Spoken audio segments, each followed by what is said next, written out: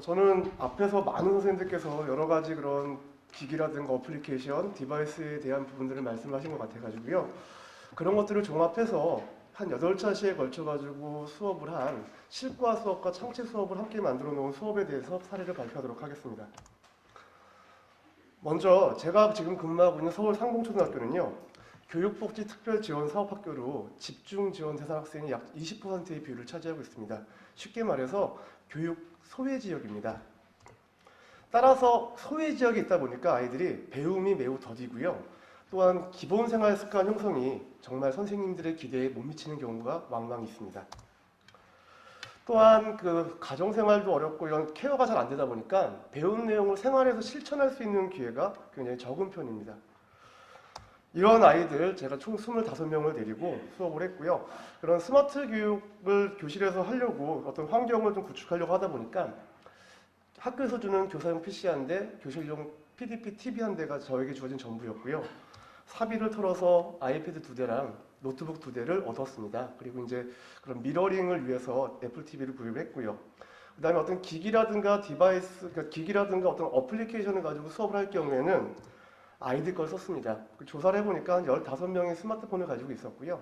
그래서 다 꺼내는 게 아니라 모든 별 한 대 정도 해가지고 그 데이터가 많이 남은 사람이 꺼내놓는 걸로 해가지고 이렇게 수업을 했고요. 그 다음에 집에 그 PC가 있는 아이들을 확인했는데 20명 정도였고요. 그 중에 인터넷이 안 되는 아이들도 좀 있었습니다. 그래서 이 아이들을 데리고 제가 학기 초부터 이제 스마트 교육의 다양한 방법들을 그런 교육을 했었고요. 그러던 중에 이제 음식 만들기를 하면서 한번 아이들이 무엇인가 좀 다소 배움을 실천할 수 있는 기회가 적으니까 배움을 실천할 수 있는 기회를 주자라고 생각을 했고요. 이 음식 만들기를 주제로 잡았습니다. 음식 만들기를 주제로 잡은 이유는 학생들이 가장 좋아하는 실습 주제입니다. 저희 학교 아이들은 배움은 더딘 대신에요. 생활력은 굉장히 강합니다. 그래서 음식을 굉장히 잘 만듭니다. 그래서 이 음식을 만들어가는 과정을 통해서 그동안 쌓았던 21세기 학습자 역량을 한번 키워보자. 그리고 이 음식 만들기 안에도 충분히 21세기 학습자 역량을 키울 수 있는 요소들이 있다라고 생각을 했습니다. 앞서 많은 선생님들께서 말씀하셨겠지만 이 21세기 학습자 역량은 이 스마트 교육을 통해서 키우고자 하는 창의성, 인성, 의사소통 능력, 협업 능력인데요. 음식을 새롭게 만드는 거였습니다. 밥을 이용한 한 그릇 음식인데 세계인의 입맛을 사로잡아라가 주제였습니다. 그러니까 창의적이지 않으면 안 됐던 거였고요. 그 다음에 의사소통 능력. 같이 혼자 만드는 게 아니라 모두모두 협동을 해서 만드는 거기 때문에 서로 끊임없는 상호작용이 있었습니다. 그리고 혼자 만드는 게 아니라 같이 만드는 거니까 협업 능력도 들어가죠. 그리고 가장 중요한 인성인데요. 스마트 교육의 이런 내용들이 학습자 역량은 실은 시험을 보거나 또는 무슨 빈칸에 답 적어가지고 평가할 수 없는 거거든요. 스마트 교육에서 추구하는 이 학습자 능력은 실천을 통해서만 저는 평가를 할 수 있다고 생각을 했습니다. 그래서 그 인성 부분은 어떤 걸 했느냐. 기부를 받자. 그냥 해서 먹고 마는 게 아니라 그 음식을 가지고 선생님들께 또는 친구들에게 가치 평가를 받아가지고 그 돈을 모아서 우리보다 어려운 친구들 도와주자라는 주제를 잡고 시작을 했습니다. 그래서 이 배우고 체득한 21세기 학습자 역량을 실천하는 부분에 중점을 뒀습니다. 방금 말씀드린 것처럼 시험지 속 정답이 아니라 삶에서 이런 마주하는 문제를 풀어갈 수 있는 그런 능력을 한번 실천을 해보는 거였죠. 그래서 이제 한 그릇 음식에 담아내는 작은 희망 프로젝트라는 그런 주제를 잡고 수업을 시작을 했습니다. 점심시간이 끝나고 이제 보니까 잔반이 굉장히 많더라고요. 그래서 올라오는 길에 이거 좀 안 될 것 같다. 음식 만들기도 하고 이걸 한번 결합을 시켜보자 해서 교실에 들어와서 5교시 수업 전에 이런 기아와 관련된 동영상을 보여줬습니다. 유튜브에서. 그러니까 예전에는 동영상 자료를 찾으면 다운로드를 받았잖아요. 근데 지금은 유튜브에 가면 다 있기 때문에 제목만 기억하고 있습니다. 그래서 보여주고요. 아이들에게 숙제를 줬습니다. 배고픔. 자, 지금부터 하나, 둘, 셋. 벌써 한 명의 친구가 먹지 못해서 죽었다. 우리 한번 배고파 본 적이 있느냐? 배고픔에 대해서 가지고 있는 생각들을 한번 적어보자 해서 이 클래스팅에 이제 저희 반 학급 SNS인데요. 이제 이 클래스팅에 글쓰기를 했습니다. 글쓰기도 참 여러 가지 방법이 있겠지만 클래스팅 할 때도 있고 일기장도 쓰고 하는데요. 이런 것들은 좀 아이들에게 댓글도 한번 달아보게 하고 한 그런 의미로 이제 썼고요. 그래서 이제 클래스팅에 아이들이 이렇게 답을 달았습니다. 답을 단 게 아니라 이제 글을 썼습니다. 그리고 나서 다음 이제 실과 시간에 그럼 이제 그 얘기를 했죠. 저희가 음식 만들기를 하는데 그냥 하지 말고 다른 사람 한번 도와줘 보자. 그 가난해서 배고파서 못 사는 그 아이들 찾아서 도와줘 보자라고 주제를 잡고 아이들에게 모든 별로 이제 구글 드라이브를 이용해서 모든 별 레시피를 작성하는 주소를 제공을 했습니다. 레시피를 제공한 죄송합니다. 레시피를 제공하는 주소는 이제 그 구글 드라이브 문서를 작성한 다음에 SNS에 모든 별로 올려줬고요.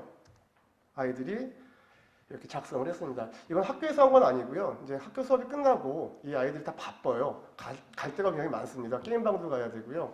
복지관도 가야 되고 굉장히 바쁘기 때문에 각자 저는 이제 여기에서 이름만 정해줬습니다. 이름 칸만.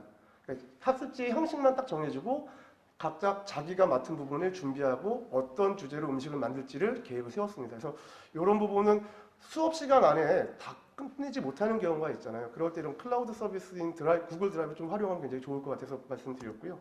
이런 구글 드라이브로 아이들 5개 좀 잘한 걸로 갖고 왔습니다. 수업사를 발표니까. 그래서 이렇게 올렸고요. 이렇게 올린 내용을 저는 마침 제 후배 중에 이 실제 요리사가 있습니다. 영국에서 이제 그 미슐랭에서 별 3개 중에 2개를 받은 아주 유명한 레스토랑에 근무하는 후배가 있어가지고 후배에게 얘기를 했습니다. 이런 것 때문에 아이들한테 음식 만들기를 하는데 너가 전문가로서 한번 조언을 해줘서 얘네들한테 좀 용기를 줘라 라고 이야기를 했어요. 아이들이 처음에는 반신반의했습니다. 이게 될까? 우리가 하면 될까? 그리고 뭐 자기들 입에 들어가는 게 중요한데 누굴 도와줘? 라는 생각도 많이 했었고요. 그래서 거의 어떻게 보면은 처음 시작할 때는 장난 반 아니면 호기심 반으로 했는데 제가 그거를 없애기 위해서 제 후배에게 좀 부탁을 했어요. 그래서 후배랑 이제 페이스북으로 이런 일이 있으니까 했더니 후배가 이렇게 보내줬습니다. 그리고 나서 이렇게 방금 전에 잠시만요.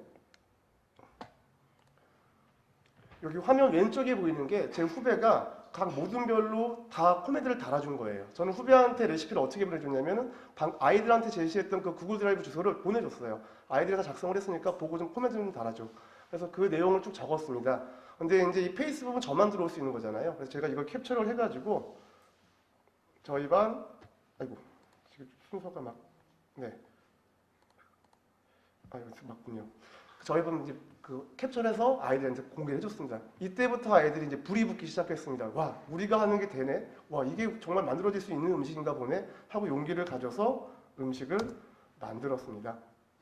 그리고 이제 만들었는데 누굴 도와줄지에 대해서도 아이들이 생각을 해봐야 될 것 같아가지고요. 주말에 이제 클래스팅, 저는 이제 대부분 다 이게 클래스팅을 이용합니다. 뭐 현장 학습 갔다 와서 찍은 사진도 클래스팅, 다 이제 다른 데 올려놓고 주소만 제공을 해줘요.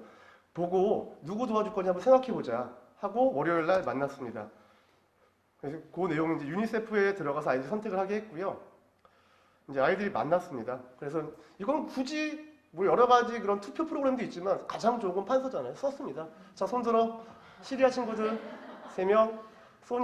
소냐라는 아이는 뭐 2살인가 1살인데 좀 배고픔이 나왔던 아이였어요. 유니세프 단체를 자체로 후원하자, 물부족 국가 어린이 돕자. 이제 그 당시에 유니세프에 그 있던 그런 테마들이었거든요.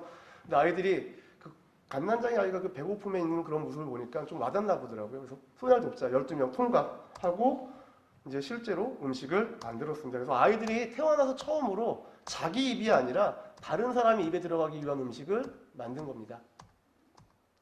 뭐 내용들은 여러 가지가 있습니다. 뭐 복짬밥, 뭐 볶음밥 요리도 있고요. 그 다음에 주먹밥 요리도 있고 있는데 1등을 한 거는 밑에서 가운데 있는 겁니다. 꼬치밥입니다. 꼬치밥.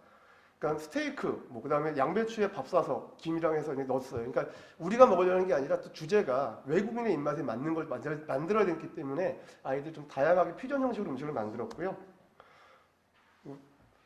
보시기엔 조금 이상할지 몰라도 맛은 있었습니다. 뭐 위생은 잘 제가 그리고 이렇게 음식을 만든 걸 가지고요. 이제 아이들이 학교를 돌기 시작합니다. 그래서 아이들한테까지 동료 친구들한테도 하면 참 좋을 텐데 그럴 경우에 좀 난장판이 될 것 같아가지고 선생님들 위주로 갔습니다. 저는 이런 가치평가서만 만들어주고요. 돈을 아이들한테 나눠줬어요. 모형 돈을. 그리고 가서 드린 다음에 이 음식이 얼마짜리 음식이라고 생각을 하시는지 1,000원부터 100원까지 좀 선택을 해주세요 라고 했고요. 그렇게 받아가지고 쫙 받았습니다. 중요한 거는 교장실도 보냈습니다. 왜? 제가 무엇을 하고 있는지 알려야 되기 때문에. 그리고 나서 기부를 받았고요. 기부 받은 금액은 1,000원을 받으면 가치평가를 매겨주신 분이 500원, 아이가 500원을 내는 식이었습니다. 그래서 돈을 모아서 유니세프에 보냈습니다. 이렇게 해서 아이들에게 수업을 끝냈고 그 느낌을 아이들에게 한번 물어보고 글을 써서 함께 나누는 걸로 수업을 종료했었고요.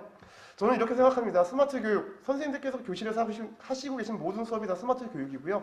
단지 여기에 지행합일이죠. 배운 대로 실천할 수 있는 교육이 스마트 교육이라고 생각을 합니다. 그리고 이런 수업을 하고 나서 저희 아이들 굉장히 어두웠는데요. 많이 밝아졌습니다. 네, 아이들 속에서 함께 배우는 스마트 교육, 선생님들이 바로 그분들이신 것 같습니다. 감사합니다.